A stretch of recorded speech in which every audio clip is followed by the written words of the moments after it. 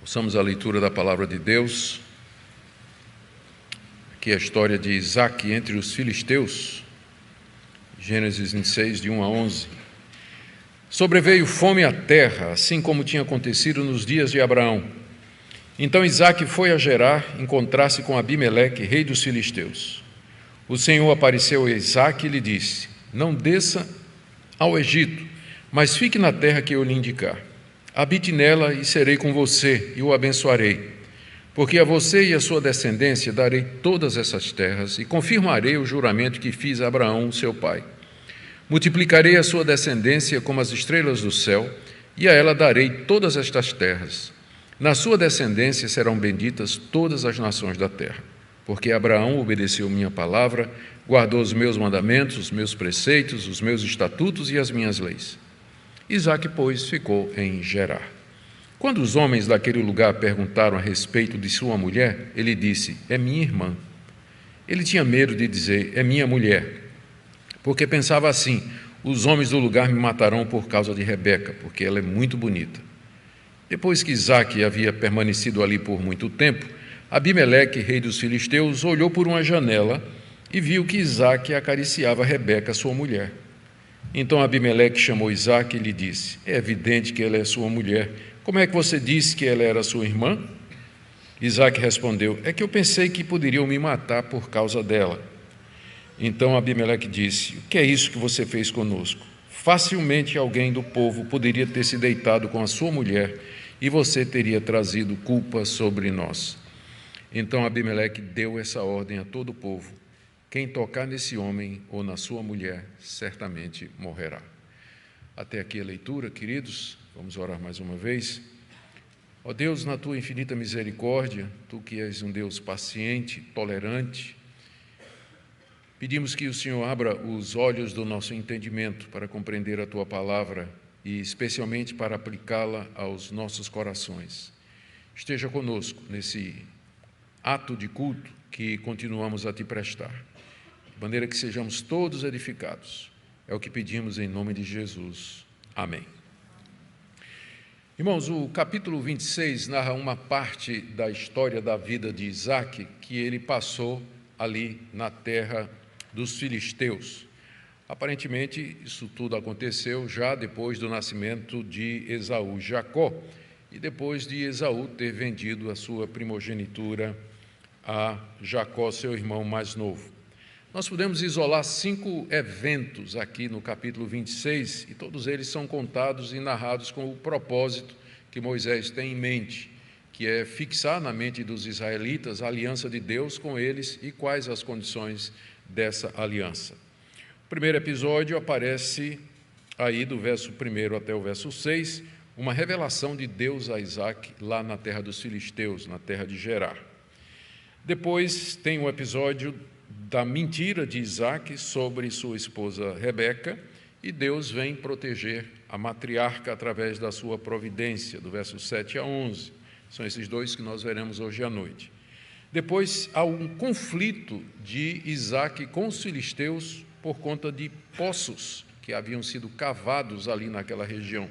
Os poços eram extremamente importantes, especialmente em época de fome. Então, começou a ter um conflito de Isaque com os filisteus, que aparece aí do verso 12 até o verso 22, seguido de uma outra aparição, uma revelação de Deus a Isaque, já em Berseba, está aí do verso 23 ao verso 25, e, por fim, os filisteus, percebendo que Deus estava com Isaque, resolvem fazer uma aliança com ele, terminando o capítulo, versos 26 a 35. Então, são 5 episódios que Moisés selecionou do tempo que Isaque passou entre os filisteus. 2 deles nós veremos essa noite, que são os 2 primeiros que nós mencionamos: a primeira aparição de Deus a Isaque e a proteção concedida a Rebeca, a matriarca. Comecemos então com o registro de Moisés, aí no verso 1, de uma fome que veio sobre a terra. Sobreveio fome à terra, assim como tinha acontecido nos dias de Abraão. As fomes eram muito comuns naquela época e elas tinham várias causas. Uma estiagem prolongada ou então pragas, como pragas de gafanhotos, O resultado era que as colheitas se perdiam e faltava alimento para os homens e também para os animais. E se essa perda da colheita era por conta de uma estiagem prolongada, então não era só falta de comida, era também falta de água, como parece que era o caso aqui. Essas catástrofes que acontecem regularmente sobre a humanidade, fome, estiagem, pragas, terremotos, tsunamis e outras perturbações da ordem natural, são resultado daquilo que Deus disse a Adão lá no paraíso, depois que Adão desobedeceu: maldita é a terra por tua causa. Vivemos numa terra que foi amaldiçoada por Deus e que está sujeita a todo tipo de intempérie, uma terra que nos é hostil à vida humana e que nos aflige e nos castiga. Mesmo as terras mais aprazíveis, como Canaã, terra que é descrita como sendo terra que mana leite e mel, podia passar períodos de fome e de carestia, como era o caso aqui. Na ocasião, Isaac morava em Beer-Laroi, no Negueb, que ficava mais ao sul de Canaã, a caminho do Egito, naquela região onde Deus apareceu a Agar, a egípcia, quando ela fugia das mãos de Sarai, a sua serva. Lá em Beer-Laroi, no Negueb, Isaac sentiu os efeitos da fome, porque ele tinha muito gado, herdou tudo do seu pai. E seu pai era um homem extremamente rico, era patriarca de um clã enorme, perto de 1000 pessoas mais ou menos, e com muito gado, ovelha, camelos e outras propriedades. Isaac sentiu o peso lá da fome no Negueb e ele então levanta os olhos para a terra de Gerar. Moisés nos informa aqui, no verso 1, que tinha acontecido uma fome semelhante nos dias de Abraão. Então, fomes havia sempre, mas essa era grande. A única similar a essa era uma que tinha acontecido durante o tempo de Abraão, pai de Isaque. E com esse pequeno detalhe, não é? Quando ele diz assim: sobreveio fome à terra, assim como tinha acontecido nos dias de Abraão, Moisés vai estabelecer um paralelo entre os acontecimentos. E, de fato, existem muitas coisas que são semelhantes, que aconteceram com Isaque, que Isaque fez, e que espelham aquilo que seu pai Abraão havia feito.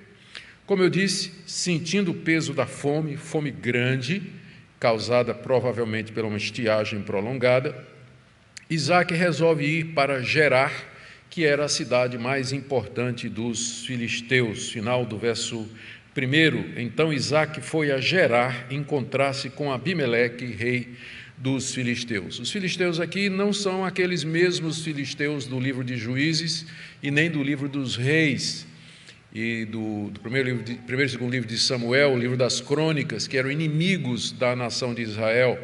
Não, esses filisteus eram habitantes ali no litoral do Mediterrâneo e tinham uma origem distinta. Eles são chamados de filisteus ou de caftoritas também, outro nome que é dado para eles, mas não tem nada a ver com esses filisteus que vai aparecer mais adiante, do qual o mais conhecido é o gigante Golias, não é? Então é outra tribo e tem exatamente esse mesmo nome. Esses filisteus aqui, eles tinham sido aliados de Abraão, e isso fazia cerca de 40 anos. Provavelmente a terra deles era uma terra que se manteve fértil, a seca talvez não tenha sido tão forte naquela região. O fato é que, considerando que havia água e pasto, e considerando o passado de convênios e bons relacionamentos entre os filisteus e Abraão, Isaque resolve ir se encontrar com Abimeleque, com certeza para pedir permissão para ficar na terra de Gerar, por conta dos seus rebanhos e do seu povo, porque a fome era muito grande. Lembrando que esse Abimeleque aqui já não era o Abimeleque da época de Abraão, porque isso tudo foi 40 anos atrás, era provavelmente o filho. Lembrando que Abimeleque é um título, significa filho do rei, como Faraó, por exemplo, é um título. Abimeleque era o nome que se dava a qualquer rei dos filisteus. Então, esse Abimeleque era provavelmente filho daquele Abimeleque da época de Abraão. E, ao que tudo indica, Isaque pretendia, dali de Gerar, só ganhar fôlego e descer para o Egito. O Egito era uma tentação muito grande em época de fome e de sede, porque era uma terra fértil, irrigada pelo rio Nilo e os seus muitos afluentes, era uma terra próspera, era uma nação que se destacava naquela época, portanto, humanamente falando, era perfeitamente plausível que Isaque, tendo passado um tempo ali em Gerar com os filisteus, arrumasse a caravana e marchasse a caminho do Egito, onde permaneceria lá um tempo até que a fome passasse, que foi exatamente o que o seu pai Abraão tinha feito durante o tempo da fome que aconteceu na sua época. Só que Abraão fez isso sem autorização de Deus. E ao chegar no Egito, ele só arrumou encrenca para a família dele. Ele mentiu a respeito da sua esposa, teve dificuldades com o faraó, saiu meio que a relação problemática com os donos daquela terra. Somente a graça de Deus impediu que uma desgraça maior acontecesse com Abraão e Sarai durante o tempo que eles foram para o Egito e sem a permissão de Deus. É nessa situação e nesse contexto que Deus, pela primeira vez, pelo menos no registro bíblico, aparece a Isaque. Deus apareceu várias vezes a Abraão, Essa é a primeira vez que ele aparece a Isaque, pelo que nós estamos lendo aqui. Diz aí no verso 2 que o Senhor apareceu a Isaque e lhe disse. Nós não sabemos a forma em que Deus apareceu a Isaque pela primeira vez. Um sonho, uma voz, uma teofania, que é uma manifestação física de Deus, uma visão, algum daqueles meios antigos pelos quais Deus falava aos heróis da fé do Antigo Testamento e que, de acordo com a carta aos Hebreus, capítulo 1, a partir do verso 1 até o verso 2, cessaram depois que o Senhor Jesus veio, sendo Ele a manifestação maior de Deus. Deus nos falou pelo Seu Filho, por isso aqueles modos antigos eles cessaram. Mas na época de Isaque, Deus estava ainda se manifestando através de sonhos, visões, aparições, e ele fez isso a Isaque, filho de Abraão. E o que ele disse a Isaque está aí do verso 2 até o verso 5, e são cerca de 7 detalhes que eu selecionei aqui, e vamos passar rapidamente por eles, porque eles formam um todo e não faz muito sentido vê-los à parte. Então, Deus apareceu a Isaque a caminho de Gerar, ou estando em Gerar, e a primeira coisa que Deus lhe disse foi que ele não devia descer ao Egito. Verso 2, o Senhor Deus apareceu a Isaque e lhe disse, não desça ao Egito. Descer porque, se você olhar no mapa, Gerar está ao norte e Egito está no sul. Então, geograficamente falando, ir para o Egito seria descer para o Egito. Não desça para o Egito, foi a primeira ordem de Deus para Isaque. Como eu disse, a tentação era muito grande por conta da fertilidade do Egito, por causa do rio Nilo. Mas a proibição de Deus aqui ecoa aquele episódio em que Abraão desceu ao Egito sem a permissão de Deus. Agora Deus aparece a Isaque e diz, não faça o que o seu pai fez.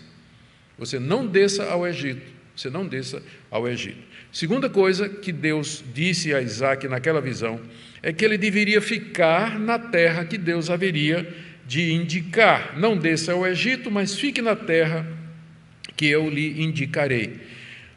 Essa terra que Deus vai indicar a Isaque como sendo o local da sua peregrinação é a própria terra de Canaã, que incluía a terra dos filisteus. E ficar aqui no hebraico tem o sentido de ficar como peregrino, de morar como forasteiro, um estrangeiro residente. A raiz da palavra vem vários substantivos e adjetivos que indicam isso na língua hebraica. Era como se Deus dissesse a Isaque, Isaque, não desça ao Egito, mas peregrine aqui nessa terra onde você está. Peregrine aqui na terra em que você está. E Deus dá razão aí, o terceiro ponto aqui da palavra de Deus a Isaque, está aí no verso 3. Habite na terra e serei com você e o abençoarei. Não desça ao Egito. Se você ficar aqui, onde eu estou lhe dizendo, eu serei com você e eu abençoarei você.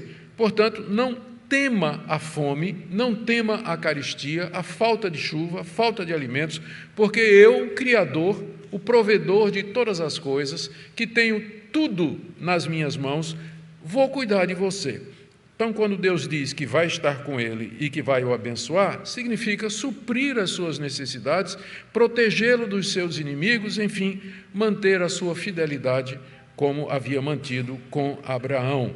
Se Isaque descesse ao Egito, nessas circunstâncias, seria uma demonstração de que ele não estava confiando no que Deus estava dizendo. Deus estava dizendo, fica aqui, porque eu vou estar com você. E o que mais você precisa? Se Deus é por nós, quem será contra nós? Eu vou estar com você, eu vou proteger você. Então, habita aqui, peregrina, arma sua tenda aqui nessa região, porque é aqui que você deve ficar. E a razão teológica que Deus dá aqui está aí no verso 3, quando ele diz assim, porque a você e à sua descendência darei todas essas terras e confirmarei o juramento que fiz a Abraão, seu pai. Deus, na sua misericórdia e compaixão, instrui Isaque, dizendo, Isaque, você tem que ficar aqui em Canaã, mesmo que a tentação de ir para o Egito seja grande por conta da fome, porque eu prometi a seu pai Abraão, e eu faço essa promessa a você, de que eu vou dar a você todas essas terras aqui. Então, como sinal de que você confia em mim, e como símbolo de que você será o dono dessas terras e a sua descendência, habite aqui, peregrine por aqui, faça daqui o seu lar, ainda que provisório, não saia daqui, porque tudo isso aqui vai ser seu. Eu prometi isso a seu pai Abraão, e eu agora estou confirmando com juramento. Aliás, eu estou confirmando a você. Ele tinha prometido que faria isso, daria as terras a Abraão por meio de juramento. E aí o quinto ponto da fala de Deus a Isaque, aí no verso 4, multiplicarei a sua descendência como as estrelas do céu, e a ela darei todas essas terras. Isso aqui Deus havia dito a Abraão, e agora ele confirma que os descendentes de Isaque seriam numerosos como as estrelas do céu, e Deus daria a todos eles aquelas terras, as terras de Canaã, que incluía a terra dos filisteus também.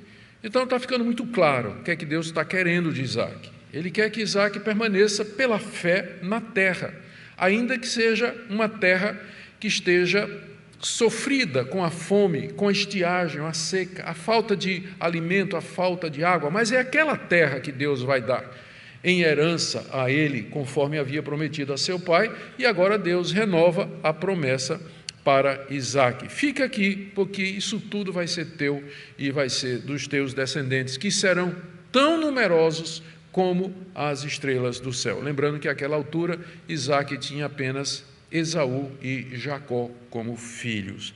E Deus renova a promessa da bênção para as nações, de todas as promessas, talvez a mais importante, final do verso 4, não é? O verso 4 diz, multiplicarei sua descendência como as estrelas dos céus, e a ela darei todas essas terras.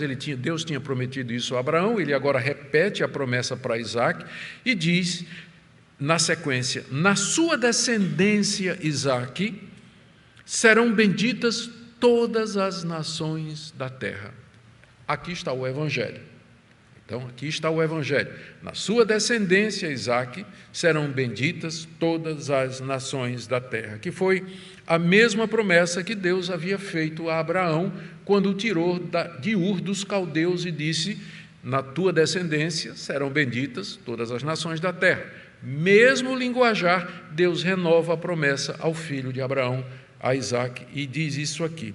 Essa promessa que Deus havia renovado, que Deus havia feito várias vezes a Abraão, Isaque se lembrava muito bem, porque a última vez que Deus prometeu isso a Abraão foi no alto do Monte Moriá, quando Isaque estava amarrado sobre a lenha, sobre um altar, e o seu pai estava prestes a matá-lo com uma faca, e o anjo do Senhor apareceu e disse, Abraão, não faça isso, porque agora sei Eu sei que você me teme, eu sei que você crê em mim. Eu te abençoarei, te farei numeroso, te darei a terra de Canaã, e na tua descendência serão benditas todas as nações da terra. Isaac estava lá, ele tinha uns 16 anos de idade, quando viu Deus do céu dizer isso a seu pai. E agora Deus repete para ele: na tua descendência, Isaac, todas as nações da terra serão abençoadas. Ou seja, virá alguém da sua descendência, através de quem pessoas de todas as tribos, povos e nações serão abençoadas por Deus. É uma referência clara ao Messias. Aqui é a continuação daquela promessa que Deus fez lá no Jardim do Éden, depois que o homem pecou, quando ele disse que da mulher viria alguém que esmagaria a cabeça da serpente, o descendente da mulher, o salvador do povo de Deus, promessa que vem sendo repetida desde o capítulo 3 de Gênesis, e é outra vez repetida aqui no capítulo 26, dessa feita, dirigida especificamente a Isaac, dizendo que esse Messias, a semente da mulher, que virá esmagar a cabeça da serpente, redimir o povo de Deus, virá da sua descendência, Isaac. Por tudo isso, você deveria ficar aqui na terra. E, finalmente, no verso 5, Deus encoraja Isaac a ser fiel e a obedecer aos termos da aliança, aos termos do pacto, do qual ele agora é o portador. Veja que o verso 5 começa com um porquê.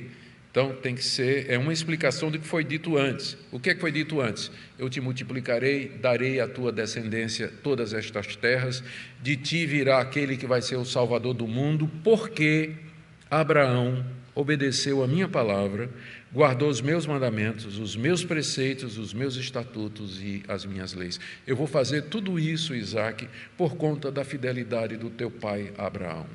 Abraão obedeceu minha voz e guardou a minha palavra.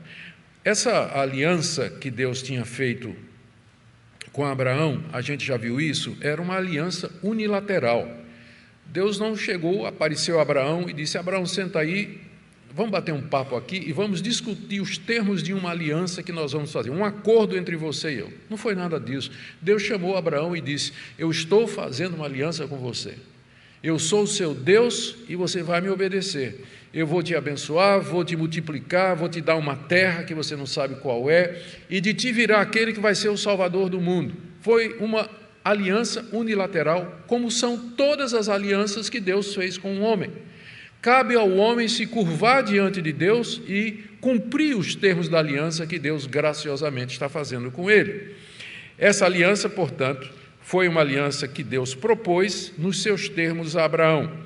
E Deus, com juramento, prometeu que daria a Abraão um nome, uma descendência, uma terra, e que ele seria bênção para todas as nações, mas tinha uma condição, que Abraão tinha que obedecer a Deus, que Abraão tinha que seguir as orientações de Deus.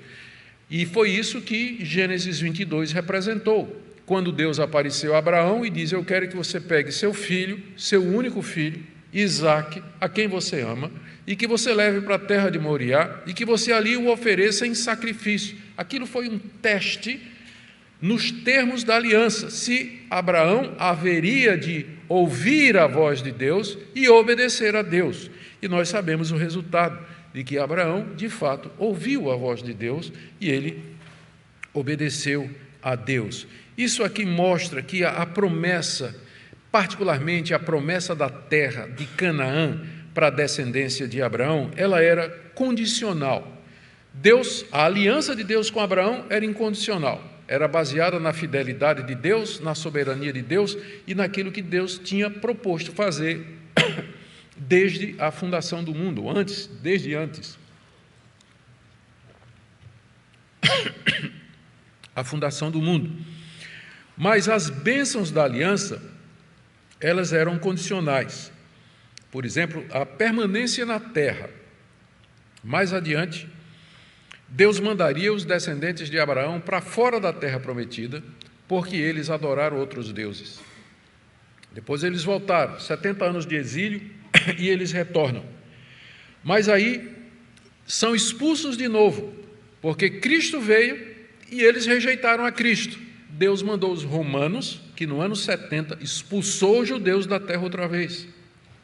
E aí, finalmente, Deus passa a promessa feita a Abraão para gente de todas as tribos, povos, línguas e nações que creem no Filho de Abraão, nós, a igreja. Nós, a igreja. Ou seja, a permanência na terra sempre foi condicionada à obediência. Eu sei que tem muita gente que olha os acontecimentos na nação de Israel hoje e pensam que a vinda dos judeus ou o crescimento dos judeus lá em Jerusalém, da presença deles lá, é o cumprimento de algum tipo de promessa. Mas eu pergunto, houve alguma mudança de atitude dos judeus para com relação a Jesus Cristo? Porque a razão pela qual eles foram expulsos da terra no ano 70 foi porque eles rejeitaram Jesus Cristo. Eles não aceitaram que Cristo era o Salvador, por isso Deus mandou os romanos e os colocou para fora. Mudou alguma coisa nesses 2000 anos? Não. Então por que as pessoas olham para o que está acontecendo e dizem lá, isso é cumprimento de promessa? A permanência na terra era condicionada à obediência.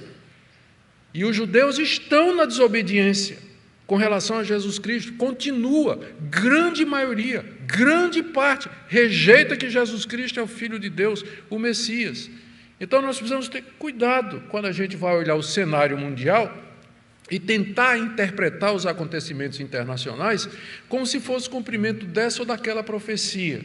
Precisamos fazer isso com muita cautela, entendendo o pacto de Deus com o seu povo e as condições da aliança. Isso está muito claro aqui.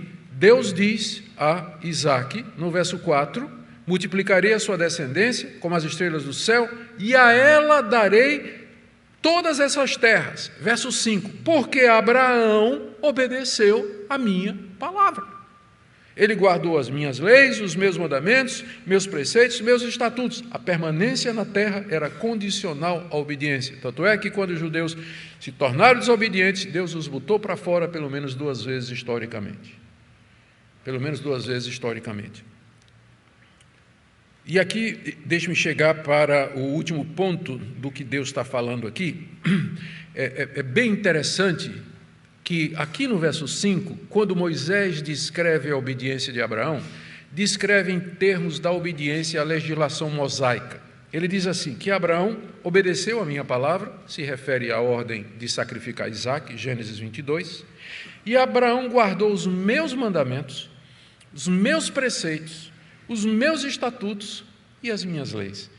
Então, essas 4 expressões descrevem a legislação mosaica que só foi dada 400 anos depois de Abraão, quando Moisés escreveu o livro de Gênesis. Então, o que é que Moisés está fazendo aqui? Não é que Moisés conhecia toda aquela legislação que você encontra no livro de Êxodo, Levítico, Número, não é que Abraão conhecesse toda essa legislação em detalhes, mas que toda aquela lei em semente estava na obediência de Abraão, o culto que ele prestava a Deus, o sacrifício de animais, o descanso no 7º dia, o viver uma vida reta diante de Deus. Toda a legislação mosaica estava em semente na vida daquela linhagem que começa com 7, passa por por Noé, pelo filho de Noé, Sem, e agora segue pelos patriarcas. Sempre foi a vontade de Deus, o Evangelho. Moisés, escrevendo de um ponto de vista vantajoso, séculos depois, ele diz que ele descreve a obediência de Abraão em termos da obediência à lei de Moisés, porque em semente era a mesma coisa, sempre foi uma única vontade de Deus, sempre foi o mesmo querer, sempre foi o mesmo desejar de Deus. Abraão obedeceu, guardou os mandamentos. Por isso, então, Deus encoraja Isaque. É como se o Senhor Deus estivesse dizendo a Isaque, olha, todas essas promessas que eu estou te fazendo, eu fiz a teu pai Abraão. E ele obedeceu minha voz e guardou os meus mandamentos. Por isso eu o fiz prosperar. Eu cumpri tudo que eu prometi para ele. Eu dei um nome para ele. Você é o descendente dele. E de você virá uma descendência numerosa. Então, seja obediente a mim, como seu pai foi, e todas essas promessas vão se cumprir na sua vida. E o resultado, no verso 6, é esse aqui. Isaque, pois, ou seja, como resultado dessa visão de Deus e daquilo que Deus disse, Isaque, pois, ficou em Gerar. Ele não desceu para o Egito. E o fato dele ficar ali, na terra dos filisteus, como Deus havia mandado, era uma demonstração de fé. Ele confiou na palavra de Deus, na palavra do Senhor que lhe havia aparecido. Ele conseguiu a permissão de Abimeleque para morar naquela região ali de Gerar e armou suas tendas ali na terra dos filisteus, aguardando a próxima revelação, direção que Deus haveria de dar para a sua vida. Mas, infelizmente, o exemplo de Abraão não tinha sido um exemplo perfeito como homem de Deus. E o pai da fé, Abraão, tinha vacilado quando houve aquela primeira fome em Canaã, o que nos leva à segunda parte do nosso texto. Deus é obrigado, por assim dizer, a interferir e proteger Rebeca da mentira que Isaque vai contar. O pai da fé, Abraão, havia vacilado quando houve a primeira fome em Canaã. Ele desceu no Egito, sem a permissão de Deus. Ele lá mentiu a respeito de Sarai, sua mulher, dizendo que era sua irmã, porque ele tinha medo de ser morto pelos egípcios, especialmente por Faraó, que já tinha mandado buscar Sarai para fazer parte do harém dele. E Deus teve que interferir graciosamente e proteger Sarai de ser contaminada pelo Faraó. Nós conhecemos a história. Está aí a partir do capítulo 12 de Gênesis. Depois, uma segunda vez, Abraão, o pai da fé, foi também morar entre os filisteus, os mesmos filisteus onde Isaque estava agora. E fez a mesma coisa. De novo, pela segunda vez, ele mentiu dessa feita a Abimeleque, rei dos filisteus, sobre Sarai, e disse que era irmã dele. Outra vez, Deus interferiu, Deus apareceu numa visão a Abimeleque e disse: você vai morrer porque essa mulher que você tomou, ela é casada. Devolve a mulher para o marido dela. E o rei, que tinha temor, algum temor de Deus, fez isso. E é quando ele faz um pacto com Abraão. E agora, Isaque segue o mau exemplo do pai nesses dois episódios. Mais adiante a gente vai falar sobre a importância do exemplo dos pais. Você vê aqui esse homem, Isaque, que demonstrou fé, ele ficou em Gerar, mas na hora da pressão ele segue o caminho conhecido da sua experiência, que foi o caminho do seu pai, de mentir a respeito da sua esposa. Está aqui no verso 7, quando os homens daquele lugar perguntaram a Isaque a respeito de sua mulher, ele disse: é minha irmã.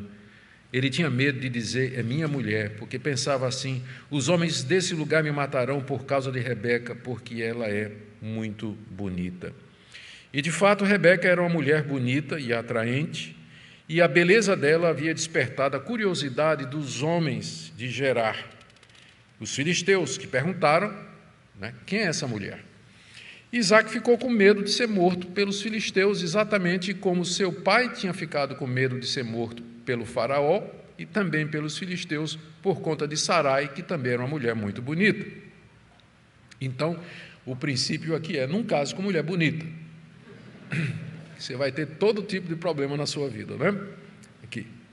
Isaque ficou com medo de ser morto pelos filisteus, e ele fez isso por não confiar em Deus, porque Deus tinha acabado de aparecer para ele e disse: fica aqui nessa terra, eu estarei com você, e eu vou abençoar você, o que implica em proteção, prosperidade e tudo mais que nós precisamos para morar numa terra hostil. Deus já havia aparecido a Isaque e dito a ele e garantido a sua proteção, mas a fé de Isaque foi suficiente para ficar em Gerar, mas não foi o suficiente para confiar e dizer a verdade a respeito de sua esposa.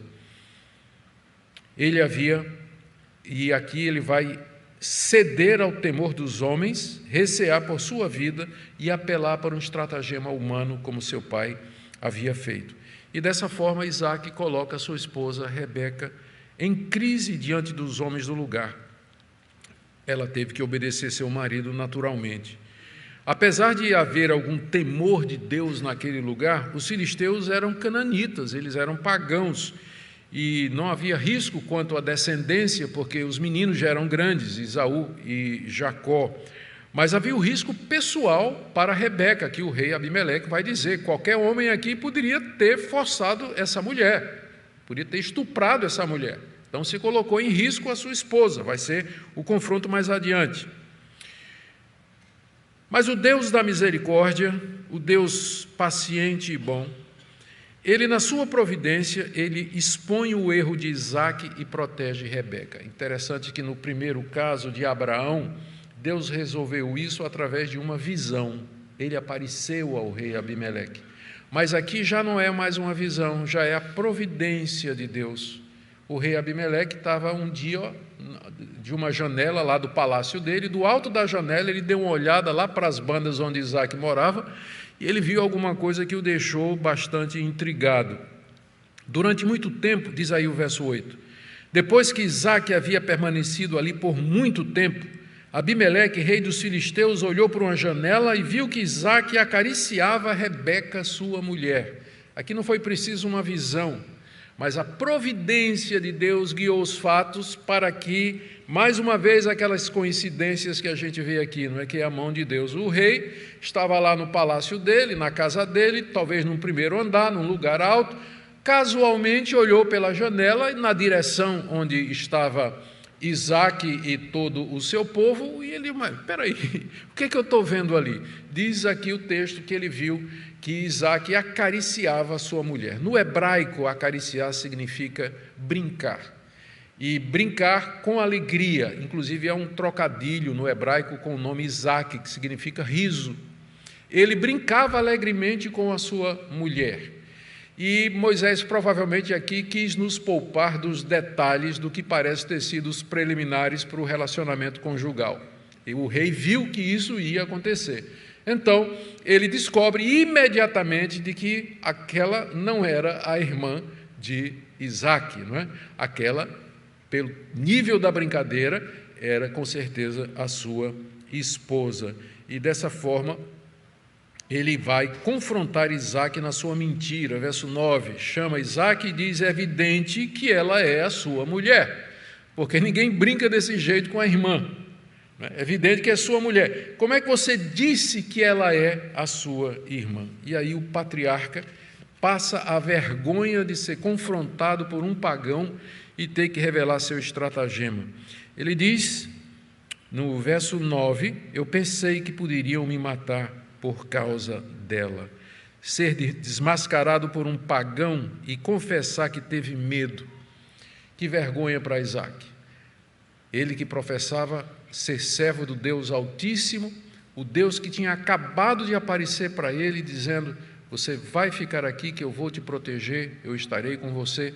Vocês veem como a fé e a incredulidade andam juntas no mesmo coração. E como pessoas que, num determinado momento da sua vida, exibem uma confiança inabalável em Deus, são surpreendidas no dia seguinte por uma incredulidade dura, por um coração frio, um coração que não reage, insensível às promessas de Deus. É esse o resultado do pecado no nosso coração. O Deus da misericórdia intervém para salvar o patriarca desmoralizado. Abimeleque o repreende, verso 10, que é isso que você fez conosco? Facilmente alguém do nosso povo poderia ter se deitado com sua mulher e você teria trazido culpa sobre nós. Abimeleque sabia que Deus castigaria aquele povo todo por conta de um adultério se alguém tivesse tido relações com Rebeca, que era casada com Isaque. E ele então o rei protege Isaque e Rebeca de serem assediados ou hostilizados, no verso 11, dizendo: Abimeleque deu essa ordem a todo o povo: quem tocar nesse homem ou na sua mulher, certamente morrerá. Dá para enxergar a providência de Deus, a misericórdia de Deus aqui. Como Deus, pelos fatos, pela maneira, pela sequência dos fatos, protegeu Isaque e sua família, ele que era o portador da aliança, ele que era a linhagem de quem viria o Salvador do mundo.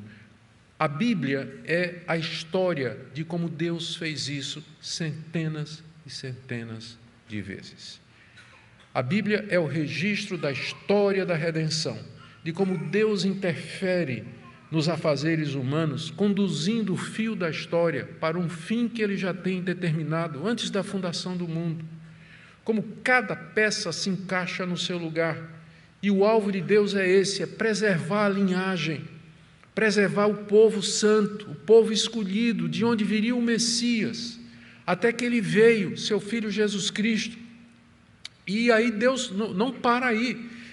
Ele continua da mesma forma abençoando aqueles com quem Ele tem um pacto e uma aliança em Jesus Cristo, protegendo, guiando, consolando, a sua providência orientando aqui nesse mundo. Essa é a história da redenção, é isso que o tema da Bíblia, é isso que ela nos ensina, e é isso em torno de que a nossa vida gira. O povo de Deus, fazemos parte desse povo, esse povo eleito, povo escolhido, abençoado, protegido por Deus, e Ele nos guia e encaminha até o nosso destino final, quando tudo será cumprido e nós vamos herdar, não é somente Canaã, mas todo o mundo. Seremos herdeiros de Deus em Cristo Jesus. Esse é o fio que une toda a história bíblica. Eu quero terminar aqui, queridos, perguntando o que é que Moisés queria então ensinar aos israelitas, que foram os primeiros recipientes dessa história. A primeira lição é óbvia do texto: Canaã, a terra de Canaã, era uma dádiva de Deus aos descendentes de Abraão, de Isaque e de Jacó, e fazia parte das promessas que Deus fez a eles quando os chamou e renovou o seu pacto. Contudo, a permanência na terra era condicionada à obediência aos mandamentos de Deus. E uma vez que os israelitas entrassem em Canaã e tomassem posse daquela terra, Deus os ajudaria a fazer isso. Eles deveriam andar de acordo com suas leis, os seus mandamentos, os seus estatutos, para permanecer na terra. Porque se eles viessem a quebrar a aliança, seriam castigados por Deus, inclusive com desterro. Eles seriam mandados para fora daquela terra. Essa é a primeira lição que fica muito clara aqui para os israelitas. A segunda, que eu entendo que Moisés queria ensinar para os israelitas, é que eles deveriam confiar na providência de Deus, mesmo em tempos difíceis.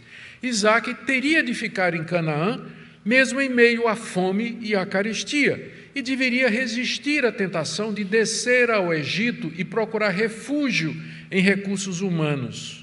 Essa lição era importante porque, mais tarde, depois que os israelitas estivessem na terra, eles seriam ameaçados por nações poderosas e eles seriam tentados a procurar ajuda no Egito, que vai ser uma constante no livro de Samuel, Reis e Crônicas. Os israelitas indo ao Egito para procurar ajuda com Faraó contra a Babilônia, contra os assírios e contra outros povos que vinham contra eles. Aqui é como Deus já dizendo, já preparando: não desçam ao Egito, porque descer ao Egito significa desprezar a proteção que eu ofereço e confiar no braço humano, quando vocês deveriam, sob teste, confiar em mim e aguardar o meu livramento e a minha providência. Terceira lição que eu entendo podemos tirar do texto é a fidelidade e a misericórdia de Deus, mesmo quando Isaque deixou de confiar nele e mentiu a respeito da sua mulher. A fidelidade de Deus, a aliança, não era condicionada à integridade moral, fé inabalável e obediência perfeita dos patriarcas. Deixa eu explicar isso aqui para não parecer que eu estou me contradizendo. Deus fez uma aliança unilateral com Abraão, Isaque, Jacó e os seus descendentes, onde ele seria o seu Deus eternamente e os descendentes dele seriam o seu povo eternamente. Nós somos os descendentes espirituais dessa aliança. Então, essa aliança com Deus é incondicional. Ela não depende da minha obediência, da minha fidelidade, não depende da minha integridade, do tipo assim, que se eu fizer tudo errado, Deus vai quebrar sua aliança comigo. Não vai, porque essa aliança já está ratificada com o sangue do seu Filho. Esse é o sangue da nova aliança, Esse é o sangue da nova aliança, disse Jesus aos seus discípulos. Sangue que é derramado por muitos para a remissão de pecados. E é isso que garante a nossa certeza da salvação e a certeza de que nós iremos para a glória. É porque Deus é fiel à sua palavra. Entretanto, dentro da aliança, debaixo do guarda-chuva da aliança, Deus fez uma série de promessas de nos abençoar, de nos guiar aqui nesse mundo, de nos proteger, de ser conosco no meio das tribulações, e essas bênçãos, elas são condicionadas à obediência. Portanto, se você for desobediente àquilo que Deus diz a respeito do casamento, você vai ter um casamento infeliz. Vai ter um casamento muito infeliz. Se você for desobediente no que diz respeito às leis, às ordens, às orientações que Deus diz a respeito do trabalho, você vai ter problema no seu trabalho. Deus não vai lhe abandonar, você vai continuar sendo filho de Deus. Só que o que Ele vai fazer? Como parte da aliança, Ele vai puxar a sua orelha. Ele vai lhe repreender. Ele vai disciplinar você, Ele vai corrigir você, vai fazer você passar por maus bocados, como Ele fez a nação de Israel, várias vezes passar por situação difícil, mas nunca anulou a sua aliança com o seu povo. Então Deus tem uma aliança conosco em Cristo Jesus, que não depende da nossa integridade. O que depende da nossa integridade são as bênçãos da aliança, lembrando que tem também a chibata da aliança, para quando a gente erra, e então a chibata vem no lombo do crente, exatamente porque Deus, na sua misericórdia, Ele disciplina a todo aquele que Ele recebe por filho, Hebreus capítulo 12. Esse é o ponto aqui. Nós já vimos que Deus havia escolhido Jacó, que pelos padrões humanos e morais era um fracasso, um enganador matreiro. Agora Isaque demonstra fraqueza e oscilação na sua fé. Abraão, antes dele, também tinha feito a mesma coisa. O ponto aqui é que os israelitas deveriam confiar na misericórdia e na fidelidade de Deus.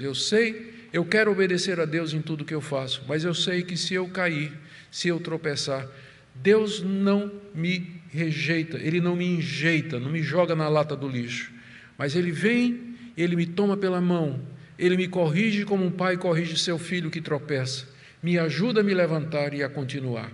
É essa a bênção de fazer parte do povo da aliança, de ter esse pacto da graça, por isso que o nome é graça, porque é de graça mesmo, não depende do que você é ou do que nós somos, mas da misericórdia de Deus. Terminando, primeiro, 3 lições para nós, terminando. Primeiro, a influência que o exemplo dos pais exerce sobre os filhos. Não preciso comentar. Abraão 2 vezes cometeu o mesmo erro, seu filho foi no mesmo caminho. Então, os filhos precisam aprender a entender que seus pais, por mais que você os admire, eles eram imperfeitos. Eles eram pecadores e fizeram coisas que não deveriam fazer. Não imite seus pais nessas coisas. Por outro lado, os pais também precisam ver o peso do exemplo deles para os filhos. É maior do que você pensa. Isaque era um homem de fé, mas quando chegou a hora do vamos ver, ele seguiu o exemplo do pai. Ele foi nas pisadas do pai, quando ele deveria ter feito diferente daquilo que seu pai tinha feito. Então, pais e mães, o exemplo que vocês dão para os seus filhos, e crianças são muito espertas naquilo que elas veem em casa, elas conseguem entender e ver o que é que está acontecendo, elas detectam a hipocrisia muito mais rapidamente do que você pensa, e mais claramente. Então, o exemplo que nós damos em casa vai marcar a vida dos nossos filhos para sempre, daí o cuidado que os pais precisam ter também.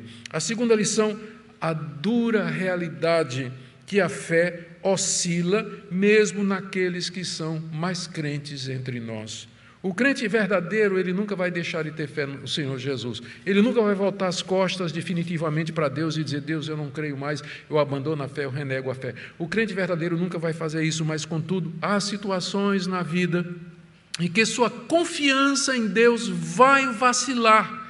E ele vai tomar decisões que são fruto da sua incredulidade e falta de confiança em Deus. por não confiar em Deus e em suas promessas. E essa fraqueza, ela se manifesta especialmente pelos temores humanos que nós temos. Os mais comuns são as incertezas da vida, a velhice, a doença, a solidão, necessidade financeira, proximidade da morte. Nós tememos estas coisas, pelas quais todos nós vamos passar.